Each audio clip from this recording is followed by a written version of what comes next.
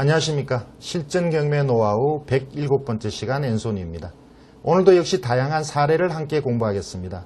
특히 현장 조사에서 빠질 수 없는 관리비 연체 등의 부분에 대해서 설명해 드리겠습니다. 관리비의 경우는 여러분의 수익률과 직결되기 때문에 입찰 전에 반드시 체크를 하셔야 합니다. 그럼 지금부터 사례와 함께 자세히 살펴보겠습니다. 오늘은 현장 답사의 마지막 시간입니다. 그래서 현장 답사와 관련된 다양한 실전 사례를 말씀드리겠습니다. 저와 함께 자료를 보실까요? 경기도 시흥시 언냉동에 아파트를 경매를 받았습니다. 자, 면적은 57평방미터, 9,700에 감정이 되고 한 번 유찰 후에 8,350만 원 정도의 낙찰이 되었습니다. 15명이 왔고요. 저는 보통 이렇게 평범한 물건에 잘 들어가지도 않는데 어쨌든 들어가고 근소한 차로 낙찰을 받았습니다. 낙찰받은 금액 자체는 그 당시 1억 1천 정도의 시세로 봤으니까 비교적 저렴하게 샀죠. 자, 그런데 명도할 때 많은 어려움이 있었습니다. 자, 아래쪽 내용을 보죠. 아파트는 보통 정도 크기의 맨 꼭대기층입니다. 전망은 좋았고요. 자, 여기 살고 있는 사람은 채무자, 소유자죠. 황 씨가 살고 있는데, 자, 그렇게 빚이 많지 않습니다. 그런데 황 씨는 할머니시고 할아버지가 오랫동안 병상에 계시다가 결국 집을 날리게 된 거죠. 자, 그것은 나중에 낙찰 받고 난 다음에 알았던 내용이고, 자, 이렇게 어려운 사정인 거는 저는 몰랐습니다. 관리비가 한 200만 원 정도 밀려져 있었고요. 자, 할머니하고 아들 하나, 두 사람이 살고 있었습니다. 자, 낙찰 받고 당연히 명도를 얘기할 수밖에 없죠. 그리고 인도명령 신청은 저는 당연히 해놓습니다.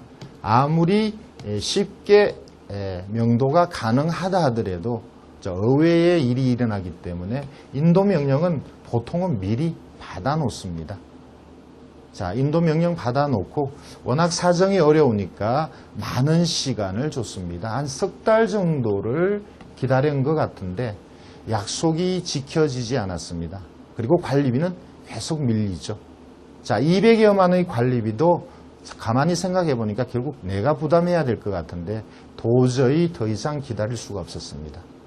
자, 그래서 채무자의 아들에게 이렇게 얘기했죠. 조금 안 좋은 방법이긴 하지만 밤에 이사를 가라. 관리비 200만 원은 내가 어떻게 해보겠다. 그래서 관리소에서 앞에 경비들이 좀 한가한 틈 밤에라도 많지 않은 짐이니까 이사를 가면 관리비는 어차피 판례에 의하면 내가 전액을 부담하지 않아도 되니까, 자, 그렇게 하면 내가 이사비라도 좀 줄 수 있을 것 같다. 자, 관리비도 부담하고 이사비 주기에는 내한테 너무 큰 부담이다. 그렇게까지 얘기를 했는데, 자, 채무자는 자존심이 있었는지 낮에 정당하게 이사를 가겠다고 그러네요. 자, 그러면 일요일 날 가라. 일요일에는 관리소 사람들이 안 나오고 경비원만 있으니까. 자, 그렇게 일요일 날 이사 가기로 했는데 이삿짐을 사다가 결국은 관리소장이 출동하고 그리고 가로막는 사태가 벌어졌습니다.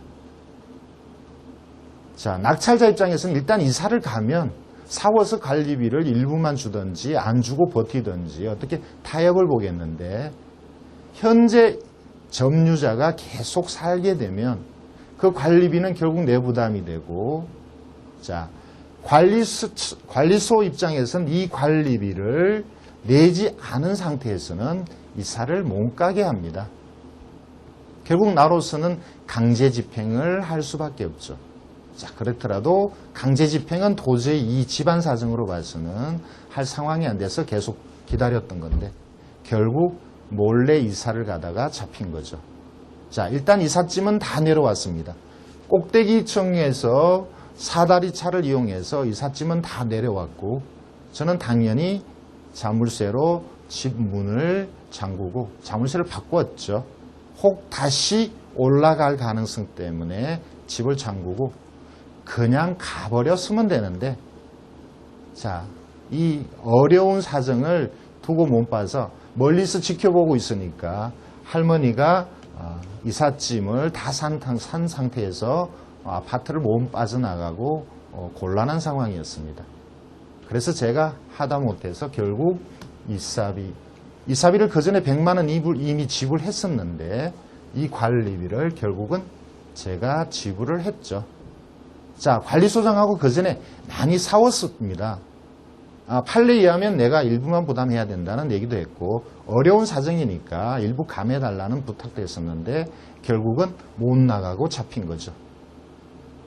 할 수 없이 제가 200만 원을 지불하고 나중에 소송으로 이것을 다시 받아내려고 했습니다.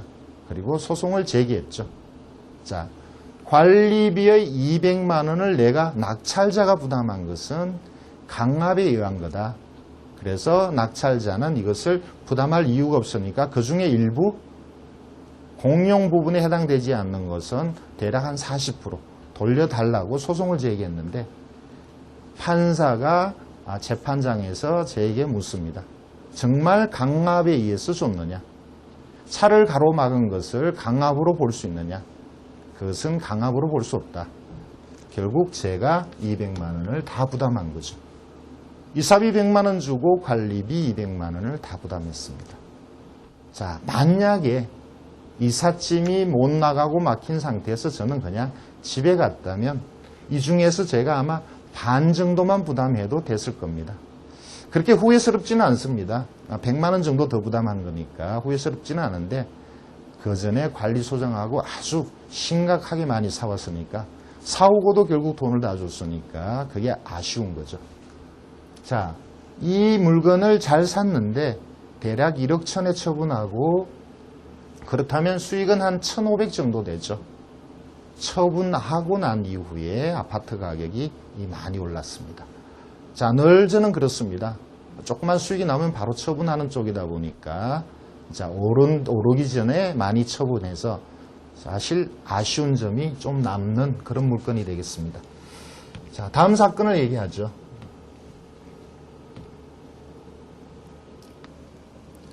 다음은 구로구 개봉동의 빌라입니다.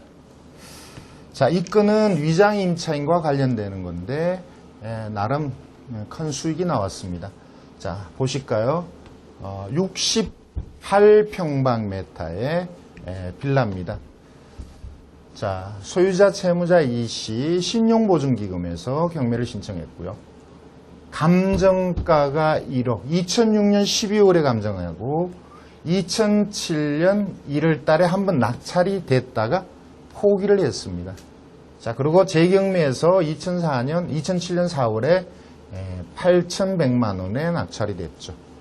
자, 처음에 누군가 낙찰 받았을 때 8천만 원일 때 9,500에 단독으로 높게 들어갔고, 자, 그걸 대금 미납한 것을 제가 발견을 했습니다. 자, 아래쪽 내용을 좀 볼까요? 주변은 그냥 일반적인 주택가입니다. 자, 여기가 뭐 특별한 호재가 있었던 건 아니고요. 재개발에 대한 것도 없습니다. 단순히 전체적으로 서울의 빌라 가격이 다 올랐는데 여기도 좀 단지 저평가됐다고 볼 수가 있죠. 자, 빌라는 그냥 보통 정도 수준의 나름 오래되었지만 나름 깨끗한 그런 빌라였습니다. 자, 미리 제가 말씀을 못 드린 게 있는데 2004년 사건이거든요. 자, 이것을 2006년, 2007년에 경매했으니까 2004년에 감정한 것은 제가 말씀드린 적이 있습니다만 당연히 저평가됐다라고 보셔야죠.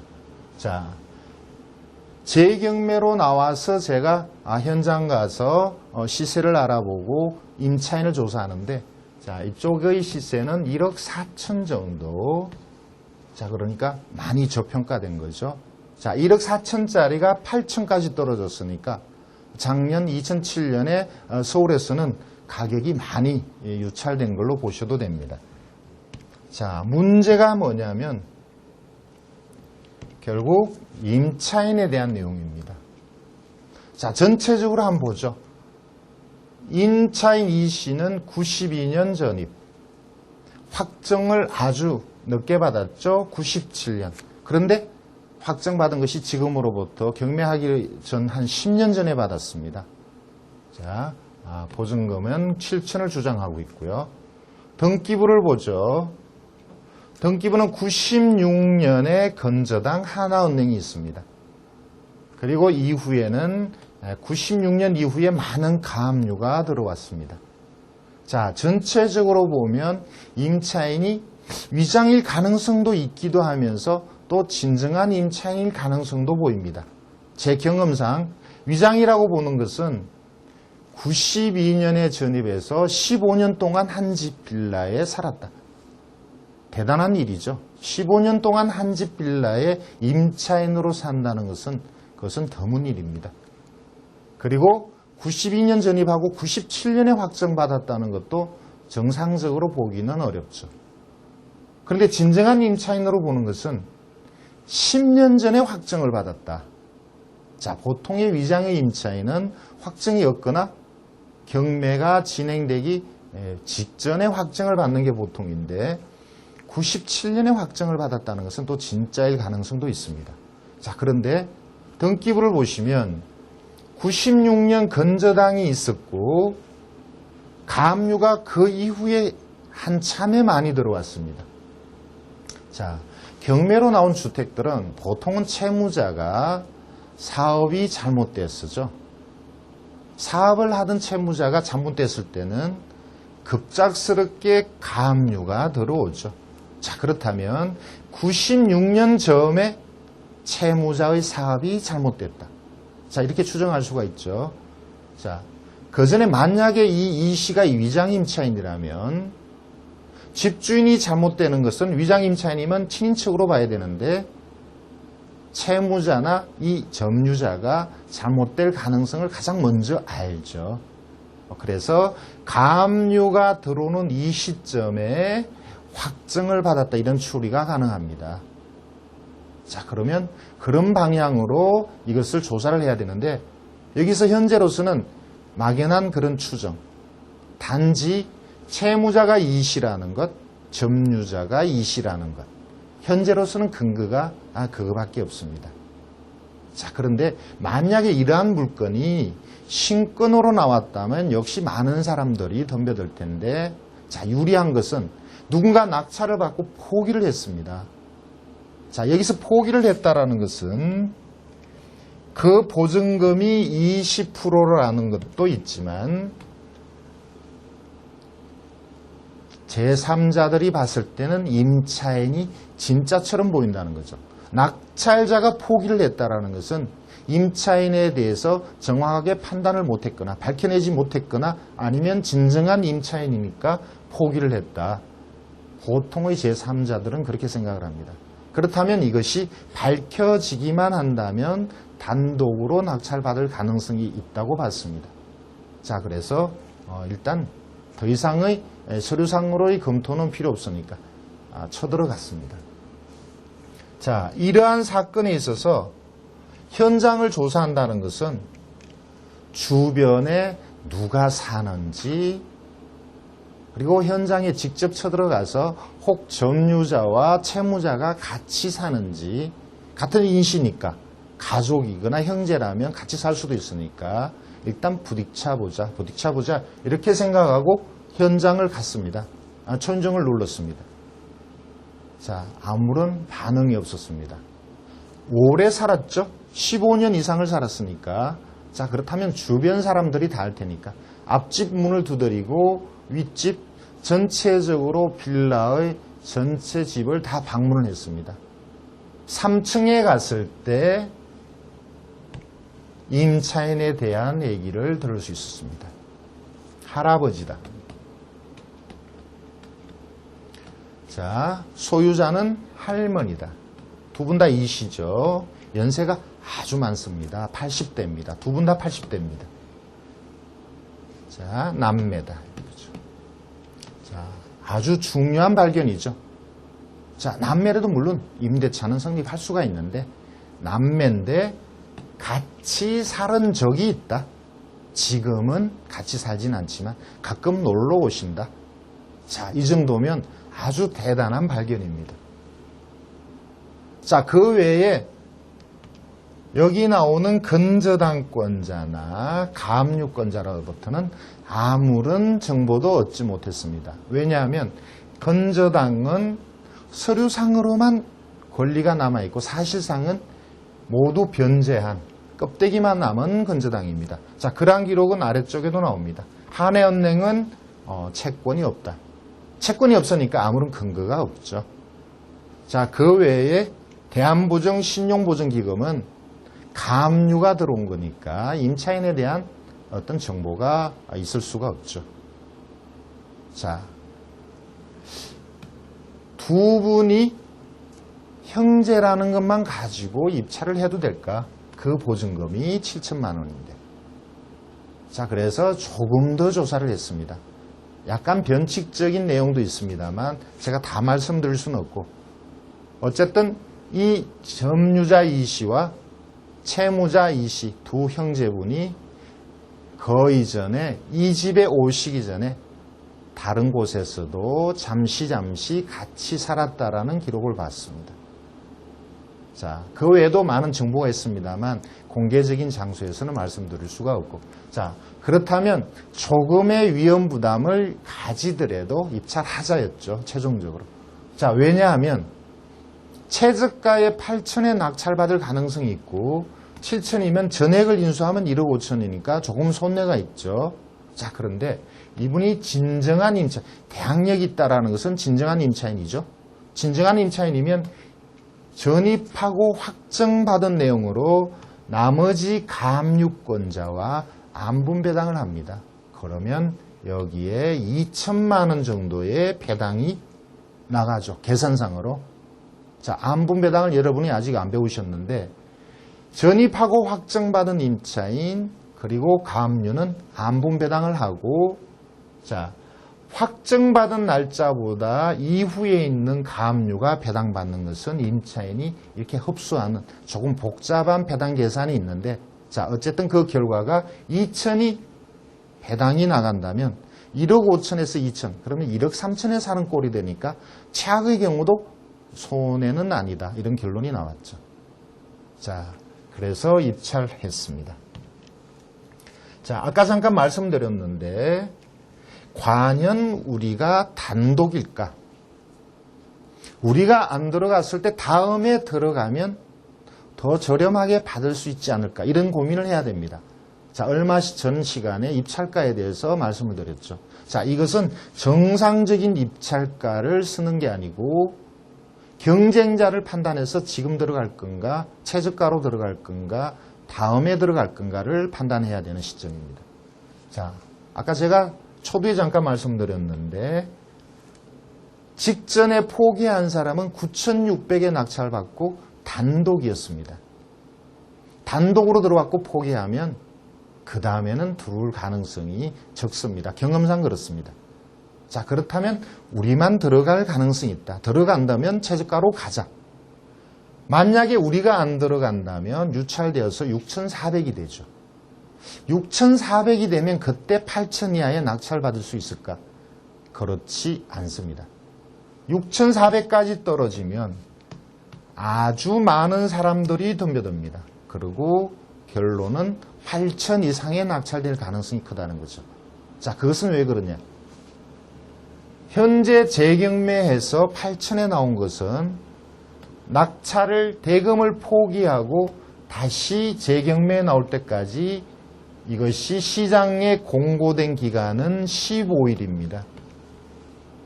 15일간만 공고가 됐죠. 만약 여기서 유찰돼서 64%에서 다시 경매할 때까지는 45일간, 자, 이게 한 달간이니까 45일간 시장에 나타나 있죠.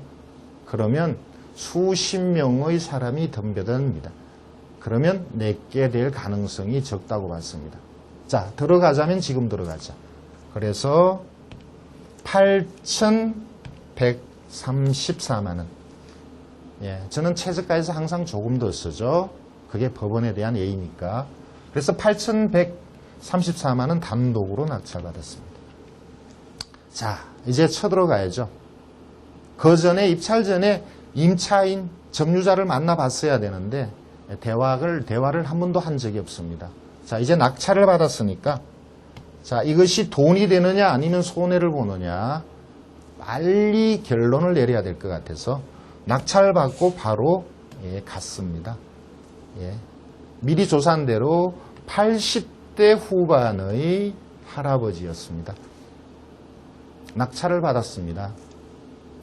법원에 신고를 하셨는데 저한테 계약서를 좀 보여주셔야 됩니다. 연세가 많으신 분이니까 조심스러웠죠. 상황이 그렇게 분위기가 좋지 않았습니다. 항상 그렇죠. 낙찰자와 임차인 점유자는 분위기가 좋을 때가 없습니다. 자, 왜 계약서를 봐야 되느냐? 법원에 제출했지 않느냐? 법원에 제출한 것은 사본이죠. 그래서 저는 원본을 좀 보여달라. 진정한 임차인이면 제가 돈을 드려야 된다. 자, 많은 말들이 있었는데 대화가 안 됐었죠. 결국은 화를 내고 저도 나왔고 나오기 직전에 여러 군데 실내 사진만 찍고 그대로 되돌아왔습니다. 자, 아까 말씀드린 대로 많은 채권자에게 물어봤지만 임차인에 대한 기록은 나타나지 않았고요. 법원의 기록에서 2개의 임대차 계약서를 봤습니다. 자, 2개의 임대차 계약서에도 역시 진정한 임차인으로보다는 가짜의 냄새만 나는 자, 그런 것만 보고 더 이상의 진전이 없었는데 할 수 없이 채무자를 만나러 갔습니다. 역시 채무자는 할머니시죠. 자, 연세가 많으신 이 할머니를 찾아갔습니다. 자, 보통 이런 경우에 남매간이니까 동거래가 있을 수도 있죠. 그게 임대차 보증금이 아니고 사업을 하는데 보태줬거나 그럴 가능성은 있는 거죠. 자, 할머니를 만나서 할아버지와 계약서를 쓰셨느냐? 혹시 아들이 사업하는데 문제가 있어서 할아버지가 보태주신 거 아니냐? 자, 이런 것을 여러 가지 유도 질문을 했는데 결국은 계약서를 쓰신 적이 없답니다. 계약서는 다른 사람이 만든 거죠. 경매가 나올 때 소급해서 작성한 거죠. 물론 그 전에 확정받은 게 있긴 합니다만 그때 확정받은 것도 할머니는 기억 못 하시고 아들의 사업이 잘못돼서 그때 역시 소급해서 작성한 거죠. 자, 결론은 그겁니다. 사업의 자금을 좀 보태줬는데 그게 7천인 것도 기억을 못 하겠다. 자, 이런 얘기를 들었죠. 할머니한테 들었던 얘기를 다시 할아버지한테 와서 얘기했습니다. 계약서 작성하신 적이 없답니다. 92년에 들어갈 때 같이 살으셨다. 조카가 사업하는데 보태주신 거는 있는지 모르겠는데 그 근거가 있느냐? 혹시 그것을 임대차 보증금으로 지금 주장하시는 게 아니냐? 실제 계약서를 썼느냐? 자, 이렇게 많이 따지셨는. 제가 많이 따졌는데 연세가 많으시고 북한의 북쪽에 고향을 두신 분이고 또 성당을 다니셨고 자, 제가 여러 가지 껌질게 물으니까 결국은 그대로 실토를 하셨습니다. 조카의 사업에 보태줬다. 그리고 실제 임대차 계약서 쓴 적이 없다. 최종적으로 그게 밝혀진 거죠. 자, 거기에 한 가지 더 제가 무기로 삼은 것은 할아버지는 현재의 상태대로라면 2천 정도를 배당 받을 수 있는데 자, 제가 볼 때는 진짜가 아니다. 그렇다면 이 2천조차 배당을 못 받게 할 수 있다. 자, 실제 그렇게 할 수 있는지 아니면 제가 그렇게 하는지 그까지는 몰라도 어쨌든 제가 할아버지한테 내밀 수 있는 카드가 그거밖에 없었습니다. 자, 2천 정도 배당이 나오실 텐데 할아버지가 계속 고집하시면 이거 못 받게 하겠다. 그러니까 제가 1,000만 원을 드리겠다. 이것만 받고 나가셔야 되겠다. 그리고 나중에 이것은 낙찰자가 명도 확인세를 써드릴 테니까 나오면 받으시라. 자, 최종적으로 그렇게 합의를 받습니다. 자, 2천을 받고 안 받고는 그거는 나중에 법원에서 배당을 주면 받는 것이고 다른 채권자가 이의를 제기하지 않으면 받을 수 있는 거고 어쨌든 저는 1,000만 원을 주는 것으로 끝을 냈죠. 자, 계산을 해보죠. 대략 8,100만 원, 그렇죠? 8,100만 원의 낙찰을 받았습니다.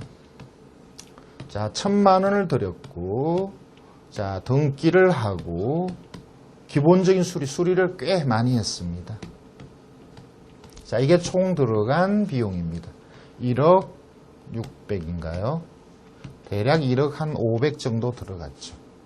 예, 처분은, 처분 금액까지 말씀드린 그렇네요. 거의 시세에 가까운 금액으로 처분을 했습니다. 적지 않은 수익이 남았죠.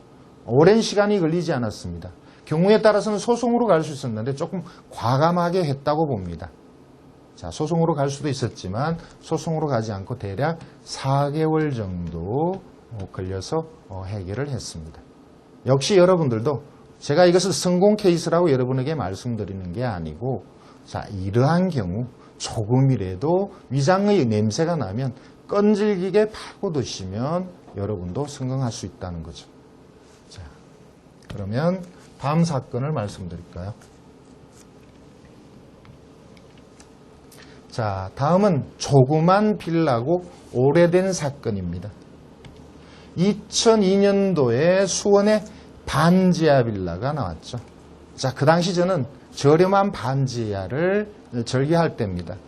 자, 3,500짜리가 1,150만 원까지 떨어졌죠. 반지하래도 많이 떨어진 겁니다.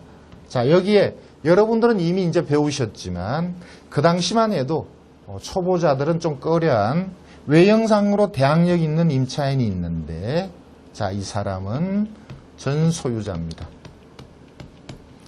자, 등기부에 전소유자에 대한 기록은 금방 알 수가 있죠. 여기도 전소유자라는 기록은 나옵니다. 전소유자는 대항력이 없죠. 자, 이 얘기는 벌써 많이 들었습니다.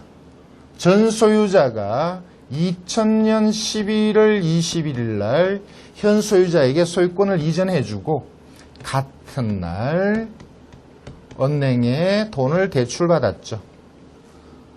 전소유자가 이사가지 않고 계속 점유를 하고 있는데 만약에 이 양 씨가 전소유자에서 임차인이 됐다면 언제부터 임차인이냐? 자, 판례에 의하면 2000년 11월 21일 소유권을 이전시켜 준 날로부터 임차인이 되고 그 대항력은 이길 0시죠. 그래서 2000년 11월 22일 0시. 22일 0시니까 말소 기준인 건저당보다 하루 늦습니다. 그래서 무조건 대항력이 없죠. 자, 양 씨는 대항력이 없습니다. 그런데 기록을 보면 많은 사람이 낙찰받고 불허가 났습니다. 보시죠. 자, 2억 2,800의 낙찰을 받았습니다. 불허가 돼야 되죠. 이거는 동그라미를 하나 더 친 거죠. 2,283만 원의 낙찰을 받으려다가 동그라미를 하나 더 올렸습니다. 불허가 돼야 되죠. 자, 여기도 불허가 됐고요. 자, 여기도 불허가 됐습니다. 결국 최종적으로 1,277만 원 제가 낙찰받았는데 이 불허가의 사유가 뭘까요? 여러 가지가 있겠습니다만 제가 볼 때는 자, 이 양 씨가 배기호로 전입했다. 여기는 분명히 지층인데 지하 배기호, 그냥 배기호는 다르죠. 그냥 배기호는 1층, 지층 배기호는 지하죠. 자, 이것도 불허가 사유가 된다고 보고요. 또 하나, 이 양 씨가 전소유자가 2000년 1월 18일부터 전입했다라고 법원에 기록하는 것은 이것은 전소유자로서의 전입일이고 임차인으로서의 전입일은 2000년 11월 21일입니다. 이렇게 소유자로서 전입한 것을 그대로 올리는 것은 역시 불허가의 사유가 됩니다. 자, 그리고 최종적으로 제가 낙찰받은 사건인데 자, 그렇게 저한테까지 온 이 사건이 최종적으로는 취하되었습니다. 내용이 좀 허무하죠. 다음 사건을 말씀드리겠습니다. 자, 다음 사건은 공매입니다. 요 근래 공매를 몇 번 보여드렸죠. 경기도 화성시 조그만 땅이 경매로 공매로 나왔습니다. 146평, 금액도 적죠. 자, 이것을 답사를 했습니다. 답사를 하고 최종적으로 5,100에 낙찰을 받았죠. 자, 답상 기록이나 물건에 대한 기록을 잠깐 볼까요? 자, 그냥 컨테이너가 하나 있는 작은 땅입니다. 자, 요거 땅이죠. 주인은 여기 살고 있습니다. 자, 이 주변이 재개발의 가능성이 저희들이 답사를 갔을 때 있었고, 이것이 평당 150 정도 앞으로 오를 가능성. 그래서 낙찰을 받았는데, 이걸 가기 전에는 이렇게 돈이 된다라는 생각을 못했죠. 물론 큰 수익은 아닙니다만 많은 대화가 있었습니다. 자, 이것을 과연 입찰을 할 건가 말 건가. 자, 그리고 최종적으로 낙찰을 받았는데 40평에 49평 50평이죠. 150이면 7,500. 자, 그런데 이것을 5,200 정도에 받았으니까 5,100에 받았으니까 큰 수익은 아닙니다. 자, 제가 가서 채무자, 이때는 그 공매니까 체납자죠. 체납자를 만났는데 들어가지 말라. 취하하겠다. 자, 그래서 집으로 왔는데 또 전화가 왔습니다. 취하할 거니까 들어가지 말라고. 취하하지 말라고 전화가 자꾸 오니까 낙찰을 받고 싶었습니다. 그래서 낙찰을 받았죠. 꽤 괜찮은 수익이 나왔습니다. 아파트 연체관리비는 낙찰자의 부담이 될 가능성이 크므로 사전에 연체 여부를 확인하시고 점유자와 협상이 아주 중요합니다. 자, 의외의 곳에 수익이 나올 수 있습니다. 속담에 이런 말이 있죠. 어느 구름에 비든 줄 모른다. 그래서 의외의 물건에서 수익이 나올 수 있으니까 항상 긴장을 하셔야 합니다.